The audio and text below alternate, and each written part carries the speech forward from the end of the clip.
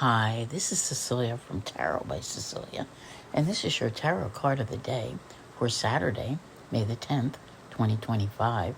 The card we have today, I think it's been coming out way too much lately, is the Lover's card.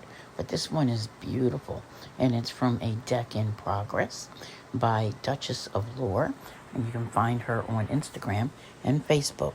This is one of those decks I cannot wait to see come to completion.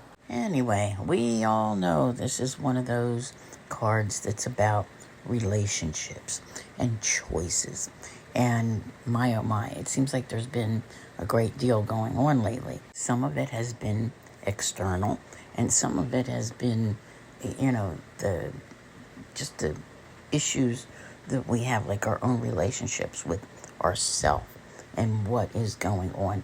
Because there has been that whole Mars, Pluto, Leo, Aquarius dynamic going on. But we are getting further away from that with each passing day. And today could feel a little bit like a two-parter for some of you when it comes to relationships.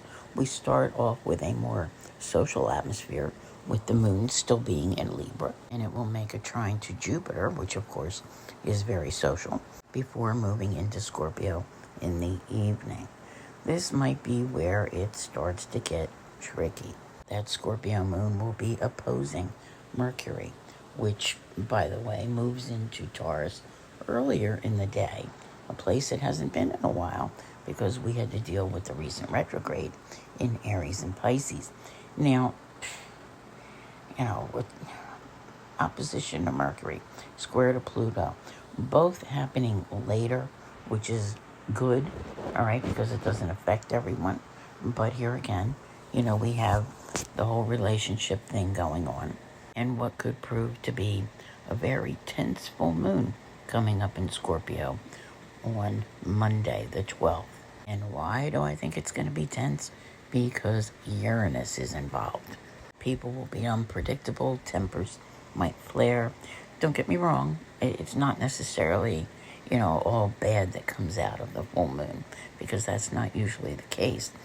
But there is that element there. Yesterday we talked about tension building and things of that nature.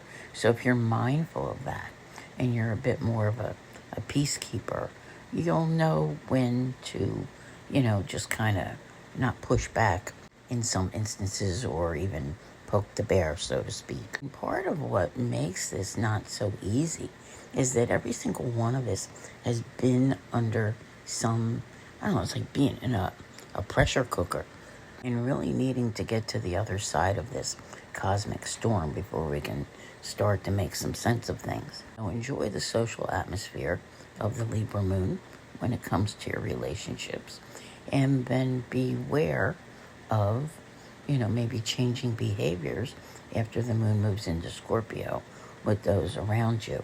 You could find there to be a little more, something that's a little more intense. Let's just put it that way. So I want to thank you all very much for being here.